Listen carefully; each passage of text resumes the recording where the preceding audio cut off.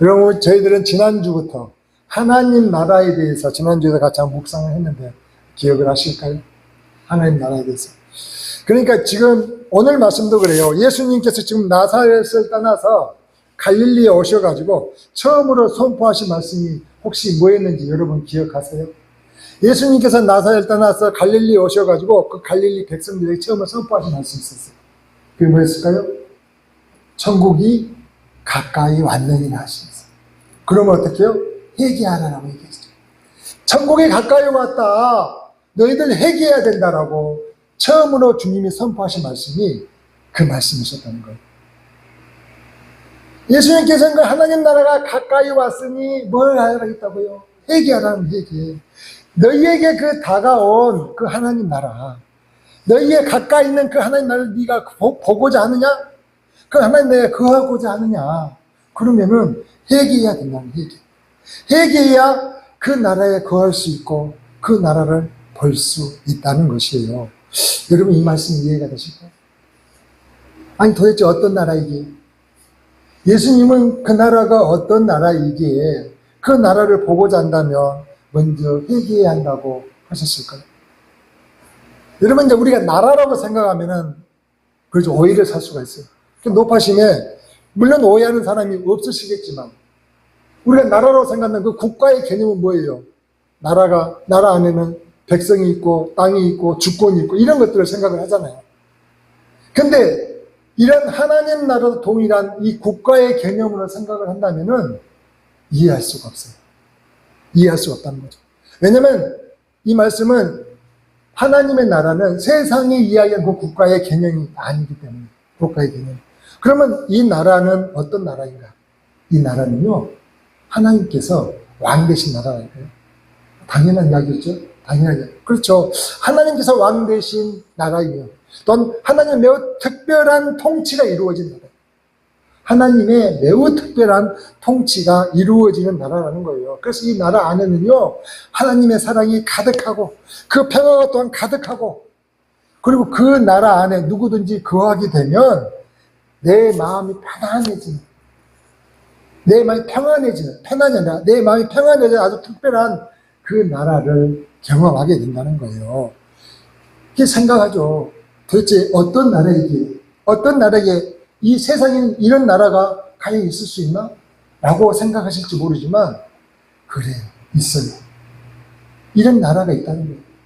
그 나라 가운데 있으면은 그냥 평강이 넘치는 그 평안한 나라가, 평안한 나라, 내 마음 가운데 그 평안이 넘치는 그 나라가 될 수 있다는 거예요.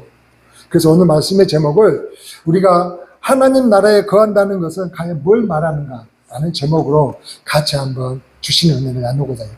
여러분 주님이 말씀하시는 하나님 나라를 뭐라고 했어요? 우리가 말씀을 보니 뭐라고 나왔어요? 주님의 말씀이 하나님 나라 뭐라고 나왔어요?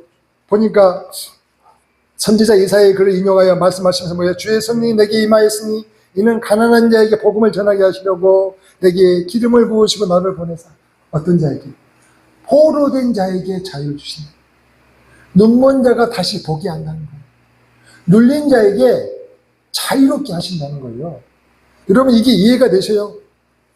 아니 지금 뭐 전쟁 상황이 아니잖아요. 보통 우리가 포로 된다고 하면 어떤 상황을 얘기해요? 전쟁 포로를 보통 생각하기 쉽잖아요. 물론 중동이나 뭐 우크라이나 러시아 지역에는 전쟁 포로가 있을 수도 있겠죠. 그렇지만 대부분의 나라들은 아니잖아요. 그러면 여기서 말하는 그 포로된 자에게 자유를 주신다는 말이 이게 뭘까? 이건 뭘까?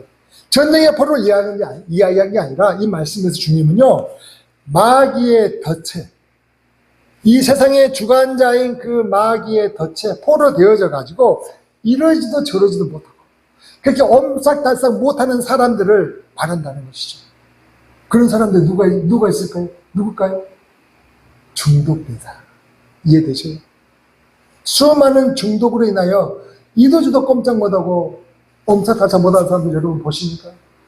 마약에 중독된 사람들, 약물 중독 있잖아요. 그뿐입니까? 술에 중독된 사람들 또는 게임에 중독된 사람들 수없이 많죠. 담배에 중독된 사람들 또는 음란물에 또는 훔치는 도백에 또는 거짓말에 그렇게 수없이 이 땅 가운데 있는 우리들에게는요, 이렇게 중독된 사람들이 너무 많다는 거예요. 근데 그것에 포로되어 가지고 내 힘은 어떻게 통제가 안 돼요. 절대 통제가 안 돼요. 어떻게 내가 거기서 벗어나고자 아무리 애를 쓰지만은 그 뜻대로 안 되잖아요. 그래서 내 힘으로 통제가 안 되어 가지고 벗어나고자 아무리 안간힘을 쓸지라도 어쩌지를 못하는 사람들, 그런 그 포로된 사람들이 있다는 것이죠. 그런데 우리 주님은 내 주의 나라가 임하게 되면, 그 주의 나라가 내게 오게 되면요, 여기서 어떻게 된다고요? 해방된다는 거예요. 이게 있을 수 있는가요? 생각해 보세요. 또 이때뿐만이 아니죠. 당시에, 예수님 당시에는 노예들이 있었잖아요. 그 노예들은 한번 노예가 되면은 그 주인으로부터 벗어날 수가 있었나요? 벗어날 수 없는 거죠. 내가 어떻게 할 수가 없어요. 내가 아무리 이 노예상에 내가 너무 억울해서 이걸 벗어나고자 안간힘에서도 될 수 없는 상황. 그런데 그들에게 주님은 뭐라고 하시는 거예요? 해방을 주신다는 거예요. 주의 나라가. 믿어지세요? 안 믿어지잖아요. 어떻게 이런 일이 있을 수 있냐는 거죠. 어떻게 이런 일이 있을 수 있냐는 거죠. 아니, 그 생각을 해보세요. 우리 이 마음의 병을, 우리가 상식적으로 생각을 하더라도, 그래, 수 없는 사람들이 그 마음의 병을 앓고 있지만 그들이 해결을 받습니까? 그래서 나름대로는 최선을 다하죠. 약물을 투여하고 또 격리 치료를 받기도 하고 수많은 방법을 동원하지만 전문가의 도움을 받을지라도 그게 해결이 되냐고요. 그 마음의 병을 해결 못해서 다 쩔쩔매고 있는 거 아닙니까? 근데 그 하나님 나라가 임하게 되면 그 모든 것에서 해방이 된다라고 우리 주님은요 이야기하고 계시는 거예요. 그러니 그 하나님 나라가 임해야 되지 않을까요? 그 하나님 나라가 소망이 되지 않으시냐고. 그러니까 아까 우리 사모님 이야기했지만 저희 딸 그렇게 내 삶 가운데서 그렇게 수없이 내게 주어져 있는 사실 그렇게 선교 가기 위한 비용, 당연히 물론 돈을 구해서 내가 할 수도 있겠죠. 그렇지만 내가 하는 것보다 내 주께서 일하시는 그 기대함이 있잖아요. 그런 이 사소한 일이잖아요. 그렇게 크지 않은 일일지라도 하나님의 일하심을 바라잖아요. 근데 그렇게 해서 하나님이 일하시니까 어떤 생각이 들었어요? 깜짝 놀라잖아요. 근데 내가 그렇게 포로되었던 그 내 마음의 병이 하나님 나라가 이 마음으로 내가 경험을 한다면 어떻게 되겠냐고요. 그 이야기를 우리 주님이 오늘 이 글이 오늘날 너희 귀에 응하였다고 지금 이야기하시는 거 누구에게요? 그 백성들에게. 그뿐만이 아니죠. 두 눈 버젓이 뜨고 있는데도 불구하고 우리가 보아야 할 것을 보지 못하는 사람이 있을까요? 그래요. 이렇게 눈이 시퍼렇게, 아니 두 개가 아니라 네 개를 갖고 다니는데도 보아야 할 것을 보지 못하는 사람들이 있어요. 보아야 할 것을 보지 못하는 그런 사람들, 또는 마음이 한편으로 치우쳐가지고 치우친 마음을 갖고 있어서 제대로 보지 못하는 사람들에게요 다시 보게 하신다는 거예요. 뭐가 되면은 하나님의 나라가 임하네. 또 어떤 사람은요 가위 눌리듯이 그렇게 마음에 눌린 사람들이 있나요? 그러면요 우울증, 공황장애, 또 나도 모르는 그런 스트레스, 그 스트레스 인하여 가위 눌린 사람들, 그런 사람들이요 자유하게 된다는 거예요. 자유하게. 도대체 그 하나님 나라가 뭐길래 이게 가능하냐 라고 얘기하시겠지만은 하나님은 그걸 지금 선포하시는 거예요. 주님이 50년마다 이스라엘 백성들에게 약속하신 게 있었어요. 그게 뭐냐면은 7년마다 안식년을 두시고 안식년이 7번 지난 49년이 지난 그 다음에 50년째 되면은 모든 것으로부터 회복이 되는, 종이 되었던 사람도요 다시 종으로부터 회복이 되고, 돈을 빌려줬나요? 그 빚도 모두 다 삭감이 되는 100% 완전히 회복이 되는 해를 갖다가 주님이 뭐라고 하셨냐면 희년이라고 이야기해요. 희년. 그러니까 50년마다 이스라엘 백성이 명령하셨어요. 너희는 내가 명하니 이제 50년이 됐냐? 그럼 그 모든 것을 갖다 원래대로 되돌려놔라 라고 이스라엘 백성들에게 명령을 하셨어요. 근데 이스라엘 백성이 잘 들었을까요? 저도 잘 안 들을 것 같잖아요. 그거 포기하기가 쉽지 않잖아요. 그래도 잘 안 들었어요. 물론 잘 듣고자 하는 사람도 있었지만 그것이 그 희년에 베풀었던 그 은혜가 지금 하나님의 나라가 임하면 그 은혜의 해를 선포한다는 건 뭐냐면은 희년에게 베풀어졌던 그 은혜가 지금 그 하나님의 나라가 임할 때에 우리가 경험하게 된다는 거예요. 그 이야기를 주님 우리에게 지금 처음으로 지금 어떻게 해당에 처음으로 오셔서 설교하시는 첫 번째 말씀이 이 말씀이었다는 것이죠. 그러면은 여러분 이 하나님 나라 정말 우리가 한번 경험해 봐야 되지 않겠습니까? 이런 하나님 나라를 경험해보고 그렇게 살아야 되지 않겠냐고요. 그래서 하나님 나라를 경험하고 싶어하는 그 사람들 누구냐고 했냐 보니까 우리 주님은요 여기서 보니까 가난한 사람들을 했네. 여러분 보십시오. 자, 우리 주님에게 말씀하신 거 보니까 성경을 읽으려 선지자 이사야의 글을 드리거늘 저걸 펴서 이렇게 기록한 데서 주의 성령 내게 임하셨으니 누구에게? 가난한 자에게. 그 가난한 자에게 복음을 전하게 하시려고 하셨다는 거예요. 여기서 이 가난한 자는 헬라어로 뭐냐면 푸토코스라고 얘기하거든요. 이 가난한 자는 마태복음 5장에서 동일하게 나오기도 해요. 심령이 가난한 자. 이 가난한 자들이 수없이 여러 곳에서 나와요. 이 가난한 자는 어떤 자냐면은 간절하게 내가 이 어려움 가운데서 벗어나고자 하는데 벗어날 수가 없는 사람들. 기본적으로 이것만은 있어야 되는데 그래야 살아갈 텐데 그것마저도 없어가지고 어찌할 수 없어서 정말 그 마냥 손 놓고 그냥 울부짖으며 간절히 구하는 사람들.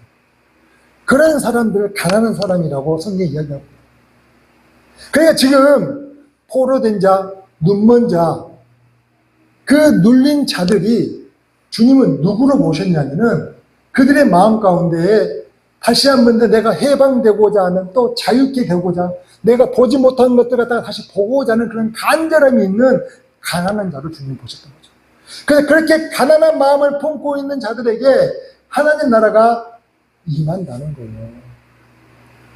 아, 그러면 우리가 이 하나님 나라를 보지 못했던 이유가 혹시 내 마음이 가난하지 않았던 것이 아닌가라는 생각이 혹시 안 드십니까? 주님은 이렇게 선포하셨는데 내가 이 하나님 나라를 경험치 못했던 이유가 내가 혹시 가난한 자가 내 마음이 가난한 자가 되지 못했던 것이 아니냐는 것이죠. 그래서 우리 주님은요 오늘 뭐라고 하셨냐면 자 제가 소두에 우리 주님이 처음으로 이제 그 나사렛에 가서 선포하신 말씀이 천국이 가까이 왔느니 하시면서 뭐라고요? 너희에게 회개하라고 말씀하셨나요?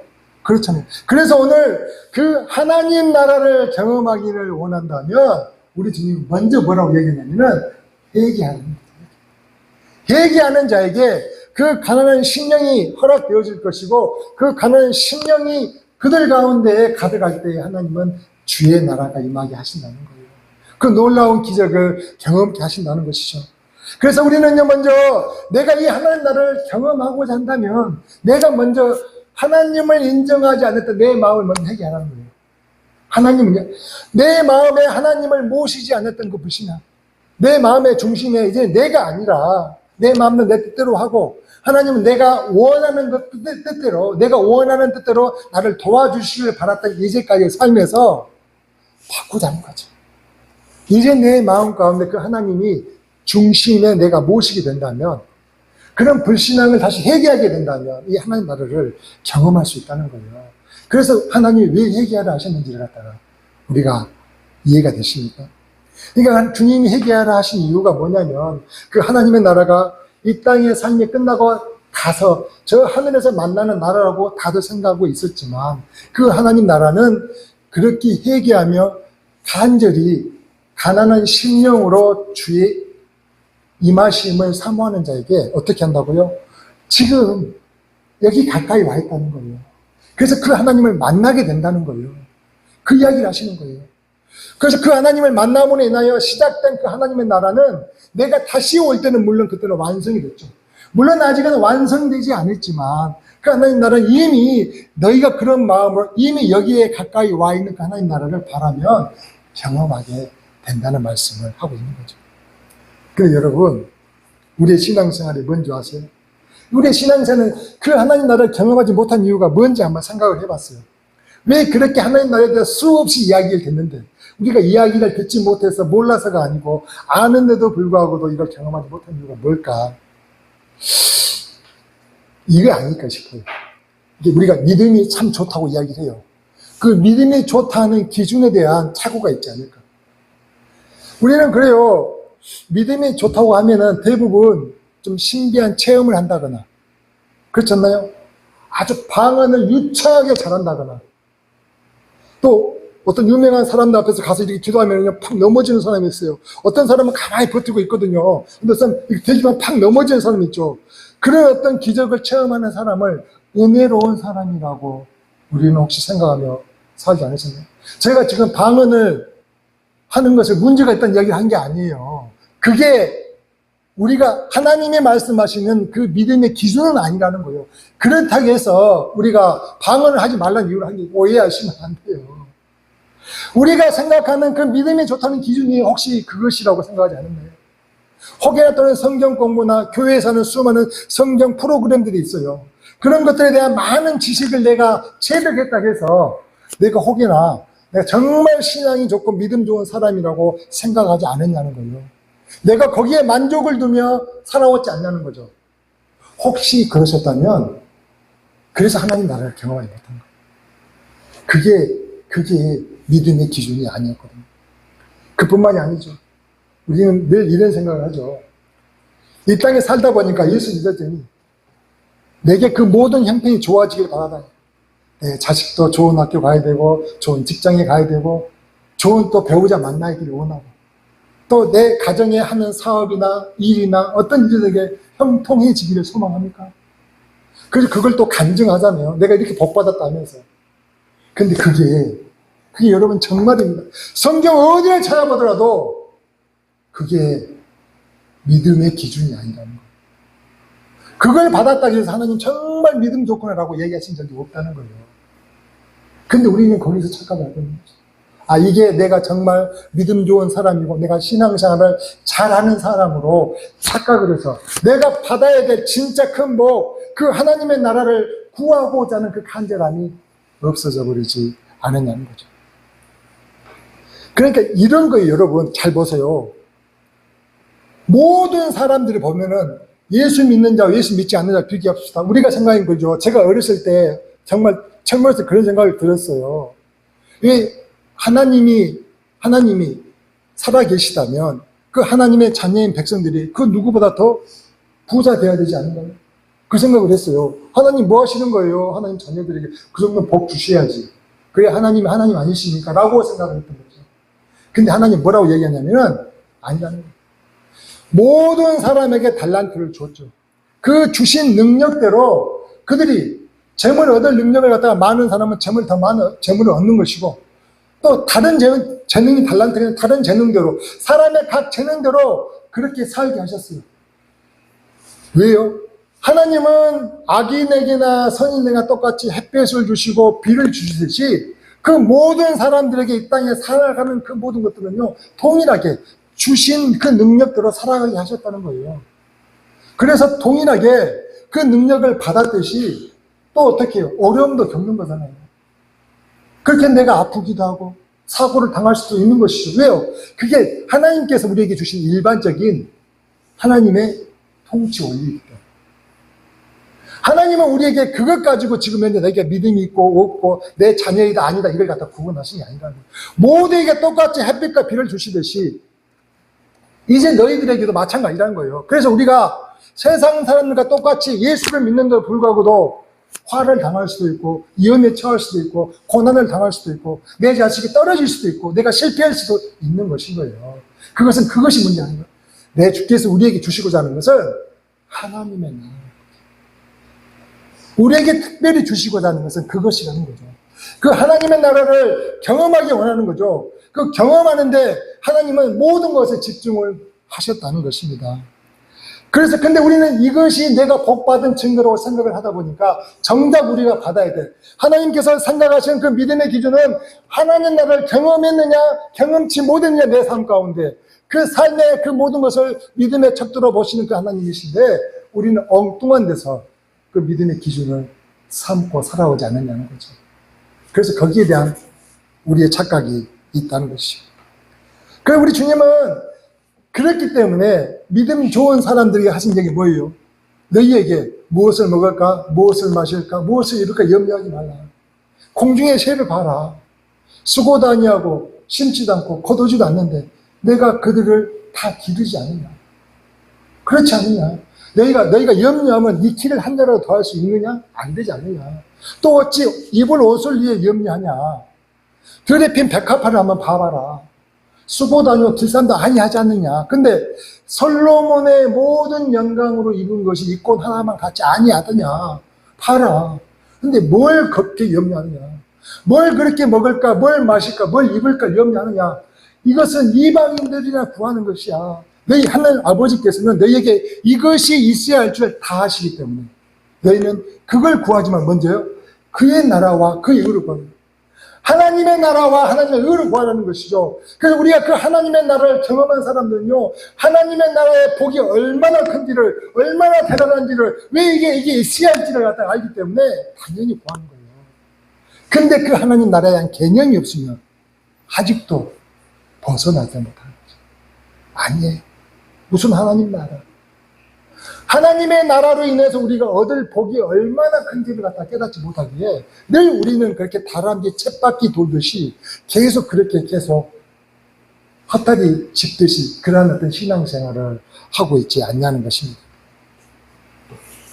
그러면 우리가 그 하나님 나라를 갖다가 어떻게 하면 가장 쉽게 경험할 수 있다고 했나요? 그 하나님 나라를 경험할 수 있는 가장 쉬운 길이 뭐라고 했습니까?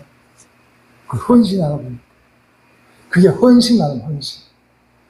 그게 헌신한다는 거예요, 헌신. 내 능력, 내 주의, 내 권능, 내 잘남을 갖다가 이야기하는 게 아니고 내 부족함, 내 약점, 내 허점들, 늘 넘어지는 그런 것도 있잖아. 내가 약한 거. 거기에 내가 실수 않고자 하면 또 실수해서 또 계속 실수하는 그런 나약한 모습들. 그걸 가지고 주님께 나오는 것이 바로 헌신이라고 이야기했죠. 그걸 주님은 받기를 원하시다고요. 오늘 가난한 자에게 뭘 주시고자 했다고요? 복음을, 은혜를 선포하고자 하신 주님의 말씀. 그래서 그 가난한 자, 즉 헌신하고자 하는 자를 주님은 오늘 또 찾으시는 거예요. 우리가 헌신하기를. 우리는 물론 좋죠. 내 주께서 내게 주신 능력을 가지고 내가 그렇게 열심히 해서 많은 것을 취해서 하나님께 영광을 올리고 주님 감사합니다 해서 감사하면 내가 주께 나아가 그렇게 주의 일을 내가 열심히 해는 것 너무 좋죠. 그걸 틀리다는 그것도 맞지만 그거 맞죠. 그건 맞는데 정말 커다란 그 하나님 나라를 경험하고자 한다면 그것은 어디서 그 모든 것 가지고 가난한 심령으로 헌신하는 자에게 주신다는 거예요. 여기서 우리가 실패하면 안 된다는 거예요. 여기서 우리가 착오를 하면 안 된다는 거예요. 기독교가 많은 그 수많은 그 기독교인들이 이 땅 가운데 있음에도 불구하고도 그 기독교가 구별되어 많은 사람들, 야, 이건 다르네. 이 종교는 수많은 그런 종교들이 있는데 보니까 안정이 다르네. 라는 이야기들이 못 나오는 이유들도 거기에 있지 않냐는 거죠. 내 실수, 고집, 교만, 내 우울, 내 못남, 그 정말 못된 성질 가지고 그 헌신하는 자들이 되어야 한다는 것입니다. 그래서 하나님 말씀하셨잖아요. 사도행전 17장 2절. 지난번에 말씀. 우주의 주제이신 하나님이셨죠. 그분은 우주와 그 만물을 지으신 하나님께서는 천지의 주제이시니 손으로 지은 일에 계시지 아니하시고 또 무엇이 부족한 것처럼 사도행전 17장 24절 25절이죠. 사람의 손으로 성김을 받으시는 것이 아니면 만민에게 그분은요 성김을 받기보다 오히려 우리 뭘 주신다고요? 생명과 호흡과 만물을 칭해 주신 분이시라고 얘기하잖아요. 그런 분이시라는 거죠. 그래서 주님은요 고린도전서 또 1장 27절에 뭐라고 얘기하느냐? 뭐라고 얘기했습니까? 그렇죠. 하나님은 세상에 미련한 것들을 택하사 지혜 있는 자를 부끄럽게 하려 하시고 세상에 아주 약한 것들을 택하사 강한 것들을 부끄럽게 하려 하시고 세상에 멸시받는 것들과 천한 것들과 없는 것들을 택하사 있는 것들을 폐하려 하시다. 왜 그러셨다고요? 이는 하나님 앞에서 자랑하지 못하게 하려 하시는 거죠. 하나님이 뭘 원하시는지 그분은 전능하시기에 천지의 주제이시기에 우주와 그 만물을 다 지으신 창조주이시기에요. 우리가 그분에게 나올 때 뭘 바라시는지 아시겠습니까?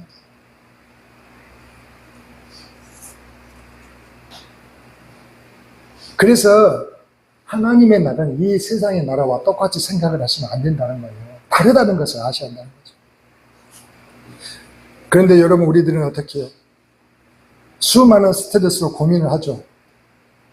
근데 그 스트레스가 그렇게 쌓일 때마다 그 원인을, 내가 정말 이 세상에 미혹을 받아서 내가 정말 하나님 뜻 안에 있지 않아서 그렇지 안 그런가 이렇게 생각하기보다는 어떻게 해요? 늘 그로 인해서 내가 어떻게 하면 이 일을 더 잘 해결할까라는 그런 욕심에 궁극에 가서는 그 스트레스로 인하여 궁극에는 자기를 찔렀다고 말씀을 하거든요. 그렇게 디모데전서 6장 9절 10절 말씀인데 이렇게 이야기하죠. 보아라는 자들은 시험과 얼무와 여러 가지 희로한 욕심에 떨어지나니 곧 사람으로 파멸과 멸망에 빠지게 하는 것이다. 돈을 사랑하며 일만하게 뿌리가 되나니 이것을 탐내는 자들은 미혹을 받아 믿음에서 떠나 많은 근심으로 자기를 찔렀다고 얘기를 하고 있죠. 그러니까 우리가 문제를 접하게 되면 아이고 내가 주님의 말씀대로 생각지 않아서 내가 이런 어려움에 빠졌구나라고 생각을 하지 못하는 거죠. 그래서 그 문제를 해결하려다가 더 깊숙이 빠지고 나중에 헤어나올 수 없는 지경에 이르는 것이 우리의 모습들에서 있다는 것입니다. 그래서 주님은요, 내 힘으로 어찌 해볼 수 없는 자녀들, 거기서 벗어나고자 아무리 애를 갖다가 쓰더라도 해결을 못하는 사람들, 심지어는 나름대로는 해결하고자 애를 쓰잖아요. 약물 치료를 받고 격리 치료를 하고 별별 방법을 다 써봐도 어찌 해볼 수 없는 그런 사람들에게 오늘 우리 주님은 뭐라고 얘기했다고요? 그래요. 50년마다 희년을 선포하듯이 주의 은혜를, 하나님의 나라를 모두가 경험케 하셔서 자유케 하신다는 것입니다. 이거 주의 은혜를 갖다가 허락하시는 그 하나님의 나라를 우리가 온전히 경험케 하신다는 것이죠. 이게 이해가 되셔요. 그런갑다? 뭐 그런 일이 있는갑다라고 생각하시면 안 된다는 거예요. 그러면 우리가 어떻게 해야 된다고 했습니까? 그 하나님 나라를 경험하기 위해서 헌신해야 되는데 그 헌신하면서 우리는 먼저 회개해야 된다고 이야기했습니까? 그래요. 내가 주님을 떠나 내 생각과 힘으로 살아왔던 거 먼저 회개해야 한다는 거죠. 그래서 주님의 통치를 받기 원한다는 내 고백이 있어야 돼요. 내 약함을 용서하시고 내 안에 임해 주세요. 내가 이제 주님의 이름을 부릅니다. 내가 주님께 나아가는 그 자들에게 구원을 베푸시는 그 하나님 나라를 임하게 하시는 그 하나님을 보게 될 것이라고 이렇게 고백하며 나아가야 된다는 거죠. 왜냐하면 그 하나님 나라는 바로 주님이시기 때문에 그랬잖아요. 우리가 지난번에 한번 말씀 봤잖아요. 마태복음과 마가복음에서. 그래서 그렇게 무화과 나무의 잎이 이제 연하여지고 여름이 온 줄 알거든. 하나님의 나라가 가까이, 인자가 가까이 온 줄 생각을 하나 했던 마태복음, 마가복음과 달리 똑같은 말씀은 누가복음에서는 그렇게 여름이 가까워온 줄 알거든. 무화과 잎이 연하여 여름이 가까워오니 뭐가 나타나는 걸? 하나님 나라 가까워온 줄 알아라 한다고 이렇게 얘기 말씀했잖아요. 그래서 그 인자가 뭐였다고? 하나님 나라라고 이렇게 우리가 같이 말씀 묵상했잖아요. 그러니까 하나님의 나라는 예수님이기 때문에 우리가 말씀을 같이 봤잖아요. 그래서 그 예수님을 모시는 자에게 해방과 자유를 주신다는 거죠. 그래서 요한복음 10장 10절에 이렇게 이야기하고 있잖아요. 도둑이 오는 것은 도둑질하고 멸망시키려는 것뿐이요, 내가 온 것은 양으로 생명을 얻게 하고 더 풍성히 얻게 하려는 것이다. 주님이 우리에게 뭘 주시고 아시는지 알겠어요? 그 주님이 주시는 그 하나님 나라가 어떤 것인지를 아시겠냐고요. 그분이니까 로마서 10장 13절 한번 보십시다. 누구든지 주의 이름을 부르는 자는 뭘 얻는다고요? 구원을 얻는다는 거예요. 해방을 얻는다는 거예요. 자유를 얻는다는 것입니다. 사도행전 2장 21절에 누구든지 주의 이름을 부르는 자는 무엇을 받으리라고요? 구원을 받는다는 것입니다. 그러면 사람들이 이렇게 생각해요. 아무리 그래도 그렇지, 그렇게 어려운 문제들이 주의 이름 부른다고 나 회개합니다, 주님 내 안에 오십시오라고 고백하고 주의 이름을 부르면은 하나님 나라가 임해 있어서 내가 이제 그 모든 포로된 내 모든 중독으로부터 내가 해방이 되고 내가 보지 못했던 걸 다시 보게 되고 눌렸던 내 마음이 자유롭게 된다고요? 말도 안 되는 소리 하지 말라고 이렇게 이야기하실지 모르겠어요. 그럴 수도 있겠죠. 근데 여러분, 된다는 거예요. 그래서 그래서 주님이 그 된다는 것에 대해서 천국에 대한 그 비유로서 말씀하시는 마태복음 13장 44절에 보면은 이런 이야기를 해요. 예수님이 비유로서 뭐라고 얘기해요? 천국은 밭에 감춘 보화가 같으니라는 말씀을 하셔요. 그 말씀을 예를 들어서 우리가 왜 그 하나님 나라를 경험치 못하는지 한번 생각을 한번 해보려고 그래요. 여러분, 자, 그 말씀 보면 천국은요, 밭에 감춘 보화가 같다고 얘기했어요. 그래서 밭 가는 사람이 이를 발견하고 어떻게 할까 하다가 그 소유를 팔아서 그 밭을 샀다고 하는 게 마태복음 13장 44절의 말씀이거든요. 자, 한번 같이 한번 읽어봅시다. 천국은 마치 밭에 감추인 보화와 같으니 사람이 이를 발견한 후 숨겨두고 기뻐하며 돌아가서 저가 자기 소유를 다 팔아 그 밭을 사느니라고 얘기했잖아요. 자, 여러분이라면 어떻게 하겠어요? 여러분이라면 여러분이 이제 소작농이셔. 소작농이셔가지고 한번 생각 한번 해보십시다. 소작농이해가지고 나는 이제 재산이 없어요. 그래서 어쩔 수 없어 남의 밭을 갖다가 일구며 살아야 돼요. 근데 이게 밭을 갖다가 일구다 보니까 뭐가 걸려, 턱 걸려. 에이, 돌인가? 이거 봤더니 아닌 거야. 그냥 좀 더 무겁네. 그랬더니 아이고, 또 힘이 가. 그래서 이거 뭐지 하면서 이제 마음 잡고 딱 해서 파서 봤더니 함이 나온 거야, 함이. 세상에. 그래서 그 함을 열어봤더니요, 먼지는 쌓였지만 보니까는 뭐가 삐까뻔쩍한 것 같아. 후 불어봤더니 금은 폐물이 나오는 거예요, 금은 폐물이. 놀라지 않을까요? 깜짝 놀란 거죠. 아니, 이건 뭐지? 이건 뭐지? 근데 그렇게 밭에 감춘 이제 보물을 갖다 발견했는데 고민이 있어요. 근데 이런 일이요, 옛날에는 비일비재했대요. 그러니까 예수님께서 이 비유를 이야기했을 때 이 말을요, 제자들이 다 알아먹었어요. 왜 그러냐면, 당시에는 은행이 없었잖아요. 은행이 없다 보니까 부자들은 잦은 전쟁으로 인해서 쳐들어오게 되면은 자기의 어떤 귀중품을 어떨까 불 데가 없잖아요. 다 뺏기니까. 그 땅 속에 숨겨놓은 닭이란다. 그 땅 속에 묻어뒀던 거예요. 근데 그 전쟁으로 인하여 화를 당해 죽어버릴 수도 있잖아요. 그러면 숨긴 사람이 죽어버리면 그걸 알까 모를까? 모르는 거예요. 그래서 어떤 사람은 이렇게 우연히 밭을 가다가 그 보물을 갖다가 발견한다는 거예요. 아, 맞아요. 예수님, 그럴 수 있죠. 하고 이렇게 다들 동의를 했던 거죠. 근데 문제는 뭐냐면, 아무리 소상농인 할지라도 내가 그걸 발견했다고 해서 내가 가질 수 있나요? 안 된다. 그게 안 돼. 그 밭에 있는 식물은 소상농이 가져갈 수 있어요. 그것도요, 풍년일 때는 오지. 흉년이 되다니요. 70%, 80%를 줘야 돼. 20%를 가져가. 30% 가져가고. 그 소작농이 살겠어요? 힘들어하지. 그러니까 어떻게 하겠어요? 이 소작농은. 야, 이걸 내가 이제 발견해서 내가 취할 수도 있는데, 내 밭이 아니니. 내가 이걸 어떻게 할 수도 없고. 고민할 거 아니에요. 근데 고민하더니 어떻게 해요? 아, 그렇지. 내가 이 밭을 사버리면 되겠네. 이 밭을 사버리면 이제 이 땅 속에 있는 보물 내 것이니까 내 것이 되겠냐고 생각을 하고 그 밭을 샀다는 거예요. 근데 여러분, 자, 생각해 봅시다. 어떤 소작농은 이런 소작농이 있을 수 있을까요? 보물이 좋긴 좋은데 돈이 어딨어. 보물이 너무 좋네. 오메, 이거 어떡하냐. 근데 어떻게 사지, 밭을? 아이, 밭을 사지 말고 그냥 밭주인에게 내가 이야기하고 조금 뭐 이렇게 그 우수라도 좀 얻어볼까? 뭐 이런 생각을 하는 거죠. 그런 사람이 있을 수 있을까요? 그럴 수 있다는 거예요. 그럴 수 있다는 거예요. 여러분 생각해보세요. 우리가 보물을 이렇게 보면서도 이 형편 저 형편을 따지는 사람도 있다는 것이죠. 그러면 여러분이 보시기에 이 사람이 좀 한심해 보입니까? 알아서 생각해보세요. 어쩌냐는 거죠. 그러니까 우리 중에 교회를 다니면서도 하나님 나라가 여기 있다고 분명히 이야기를 들었거든요. 그 하나님 나라가 그렇게 좋은 나라라고 생각하고 꿈꿀 수 없는 그 하나님 나라가 오늘 내게 임했을 때 어떤 일이 내게 벌어질 거라는 걸 갖다 그렇게 이야기를 들었어요. 근데 그게 아닌 거죠. 에이, 그런 일. 그 내가 어떻게 그런 일을 경험하겠어라는 생각하는 거죠. 내가 어떻게 그런 일을 경험하겠어. 소작농의 마음과 좀 비슷한가요? 어쩐가? 우리가 그럴 수 있다. 그렇게 계속 교회를 다닌다고 그렇게 되면은 다들 교회 다니겠지. 그러면 교회 안 다니는 사람이 어디 그렇지 않면서 이렇게 핑거거리만 찾는다는 거죠. 근데 두 번째 소작농은요, 야, 이게 어떤 기회냐. 이 기회 놓치면 평생을 남의 소장농을 살아야 되는데. 그렇잖아요.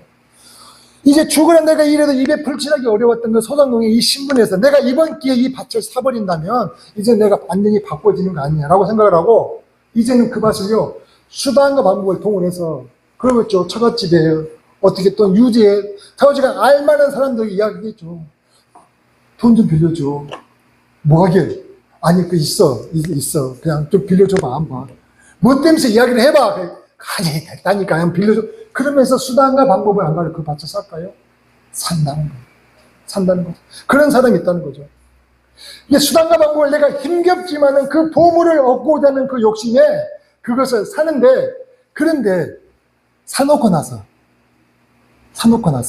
그 보물에 깔고 앉고 이제 내 밭 됐으니까 내 보물인데 뭐 내가 나중에 천천히 이 보물 쓰지 하면서 그냥 그 보물 위에 깔고 앉는, 그대로 앉아있는 그런 사람이 있을 수 있을까요?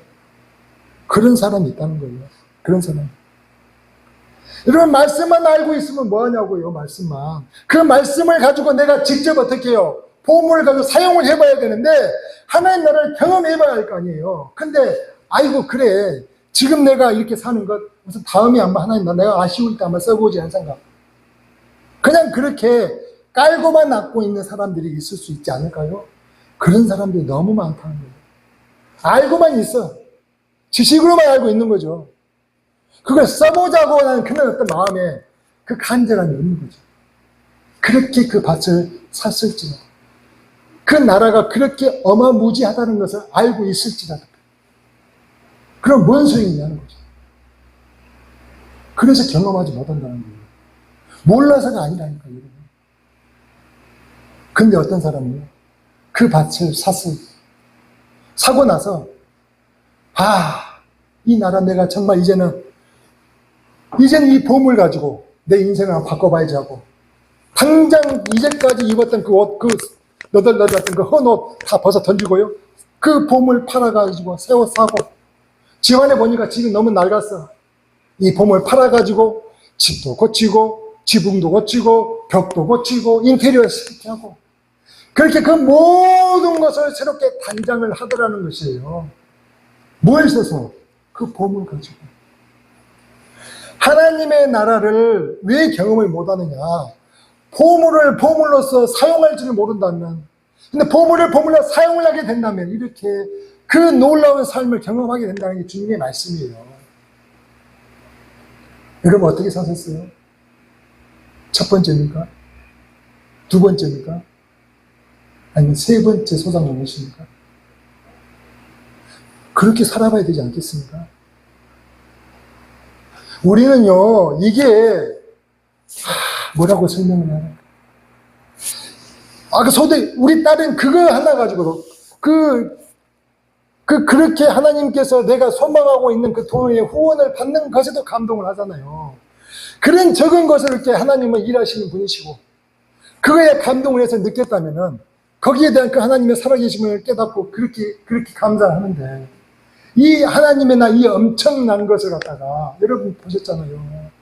그렇게 포로된 자에게 자유를 주신, 해방을 주신 하나님, 눈먼 자에게 다시 보게 하게 하신 하나님, 눌린 그 모든 그 마음의 상처, 어디 가서도 해결이 안 됐던 그 상처를 갖다가 해결하셔서 자유케 하신 그 하나님의 나라를 주시겠다는데, 간절하며 그에게 다가오며 회개하며 내 주의 임재를 소망하고 구하는 자에게 허락하시겠다는데, 다른 것도 아니고 주의 이름을 부르는 자들마다 그 말씀대로 그 구원을 이루게 하셨다는데, 그걸 갖다가 안 한다는 거죠. 그리고는 팽날 왔다 갔다 하면서 내가 믿음이 있는 척. 정말 무서운 건 뭔지 아세요? 우리가 이렇게 적당히 잘나면 상관이 없어요. 근데 좀 잘나잖아요. 그러면은 내가 그렇게 교회 안에서 내가 믿음 좋고 말씀도 많이 공부 많이 해가지고 많이 알고 그리고 수없이 다른 사람들에서 본이 된다는 것을 알아요. 그러면 나도 모르게 어떻게 해요? 나를 부러워하는 그 부러움의 눈초리를 내가 스스로 의식하며 살까요? 그렇죠. 내가 얼마만큼 교회에 헌신적이고 열심히 일했다는 것들을 잘 알고 스스로 알고 있기 때문에 그런 것들에 취해 사는 사람들도 얼마나 많이 왔어요. 근데 그게 그게 바로 그의 사단이 그를 죄의 올가미에 씌워지게 하는 가장 큰, 정말 벗어날 수 없는 그 올가미라는 걸 아십니까? 그런 사람들은 스스로도 거기서 벗어나고자 하는 생각을 못해요, 아예. 그래서 그런 사람들은 절대적으로 하나님 나라를 경험할 수가 없죠. 우리에게 수 없는 그런 유혹 덩어리들이 있는 거예요. 하나님 나라가 없어서가 아니고 하나님 나라를 몰라서도 아니고 내 스스로의 그 교만이 내가 정말 그 하나님 나라가 내게 그 허락하셨던 그 은혜들 갖다 온데 만기까지 못하고 있을 뿐이라는 거죠. 말씀은 정리합니다. 하나님 나라는요, 상상의 나라만 펼치는 그 이상적인 나라가 아니라고요. 성경에 기록된 그 기록물이 아니라고요. 이것은 헤어나올 수 없는 나를, 포르낸 나를 건지는 정말로 해법이라는 이야기입니다. 간절함은 이제까지 나를 부인하고 주를 의지하며 그렇게 부르는 자들에게 경험하게 만드신 하나님의 축복이라는 것입니다. 이것은 이제까지 보지 못한 내 눈을 밝히는 안경이 되고요. 이제까지 내가 편협한 내 생각을 올바로 맞추어지는 다초점 안경이라니까요. 이제 날아갈 것 같은 자유가 뭔지를 알게 해주는 생명의 밧줄이라는 것이죠. 나를 올가미했던 그 모든 악한 것들의 줄을 끊어주는 생명줄이라는 것입니다. 주님을 회개하고 주님을 이제부터 내 마음에 모시고 그분을 나의 주로 인정하며 주의 구원을 소망하며 그의 이름을 부르는 자들에게 오늘, 아니 지금 이 시간에 그 구원을 베풀어 주신 하나님이시라는 것을 믿으시게 주의 이름을 축원합니다. 그래서 그 베풀어 주신 게 시퍼렇게 살아계신 하나님을 경험하시기를 축원합니다. 이 은혜가 저 여러분에게 충만하시기를 주의 이름으로 축원합니다. 아멘. 같이 말씀을 생각하시면서 함께 기도하도록 하겠습니다. 주님, 하나님 나라가 이제 가까이 왔으니 회개하고 그 나라에 거하기를 바라시는 주의 음성을 듣습니다. 우리의 삶의 기쁨의 의미는 이 세상의 것에 있지 아니하고 하나님의 나라를 온전히 소유하는 자들에게 있음을 알았습니다. 나의 나된 것이 나의 능력과 힘으로 되어진 것이 아니라 내게 재물 얻을 능력을 주신 하나님의 아버지의 은혜였음을 깨달아 알게 하시고 내 삶에서 바라야 할 것은 오직 아버지 하나님의 나라가 내게 임하기만을 구하는 것임을 알았습니다. 주님이 주시는 그 강 같은 평화가 그 바다 같은 사랑이 샘솟는 기쁨이 오직 주의 나라 안에 있음을 알았습니다. 이 세상에 거하나 세상의 풍랑에 휩쓸리지 아니하고 형통하게 하는 축복도 오직 하나님의 나라 안에 있음을 알았습니다. 그래서 주신 말씀에 의지하여 담대하게 먼저 그의 나라와 의를 구하는 믿음의 사람들이 되겠습니다. 그의 나라와 의를 구하는 것이 너무나 막연했는데 이제 말씀을 통하여 먼저 깨달아 알게 하셨사오니 주님의 나라를 구하며 살아가겠습니다. 무엇을 먹을까, 무엇을 마실까, 무엇을 입을까를 염려하지 않겠습니다. 내일을 위하여 염려하지 않겠습니다. 주님이 주신 그 해방 안에 주님이 주신 다시 보게 함을 주님이 그 모든 속박으로부터 자유케 하시는 그 은혜를 온전히 주시는 이심을 믿고 믿음으로 그의 나라 안에 거하겠습니다. 예수님의 이름으로 기도하옵나이다. 아멘. 같이 찬양하도록 하겠습니다.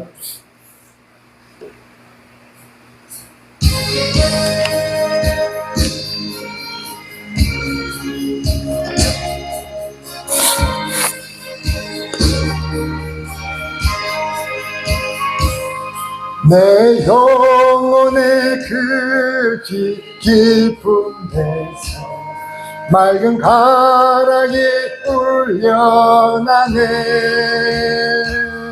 하늘 폭조가 언제나 흘러나와 내 영혼을 고이 싸네. 평화로다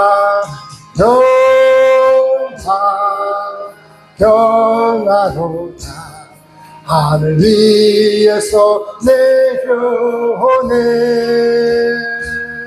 그 사랑의 물결이 영원토록 내 영혼을 덮으소서. 내 마음속에 솟아나 이 평화 깊이 묻힌 보배로다. 나의 보화를 캐내어 가져갈 자 그 아무도 없으리라네.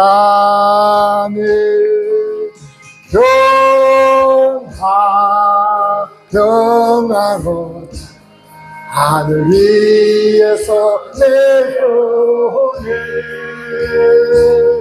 그 사랑의 물결이 영원토록 내 영혼을 덮으소서. 내 영혼의 평화가 넘쳐나는 주의 근본을 받으니라. 내가 주야로 주님과 함께 있어 내 영혼이 편이시네.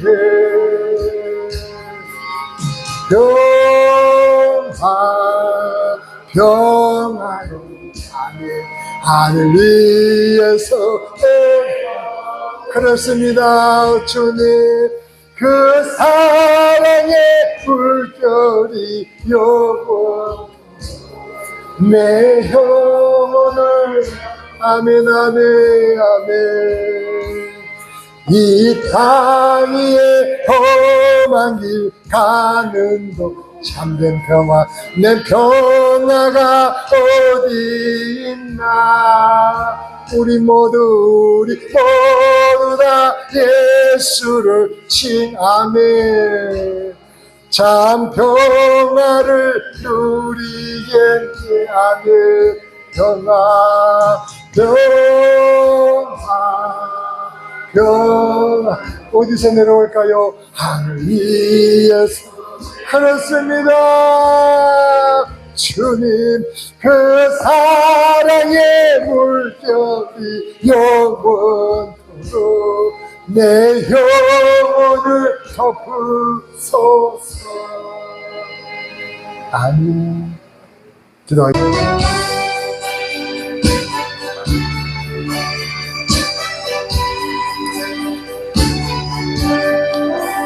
대산을 넘어 원곡에 가도 길 가운데로 걸어가면 어떻게요? 주께서 항상 지키시기로 약속한 말씀 변치 않네. 하늘의 영광 나의 맘속에 차고도 넘쳐 할렐루야를 힘차게 불러 영원히 주를 그렇습니까? 캄캄한 밤에 다닐지라도 주께서 나의 길 되시고 나에게 밝은 빛이 되시니 길 잃어버릴 염려 아멘. 하늘의 영광 나의 맘속에 차고도 넘쳐 할렐루야를 힘차게 불러 영원히 주를 찬양하네. 강력한 빛이 마음에 바라 찬란한 종구 바라보고 할렐루야를 힘차게 불러 날마다 빛에 아멘이니까. 하늘의 영광 나의 맘속에 차고도 넘쳐 할렐루야를 힘차게 불러 영원히 주를 찬양하리 아멘.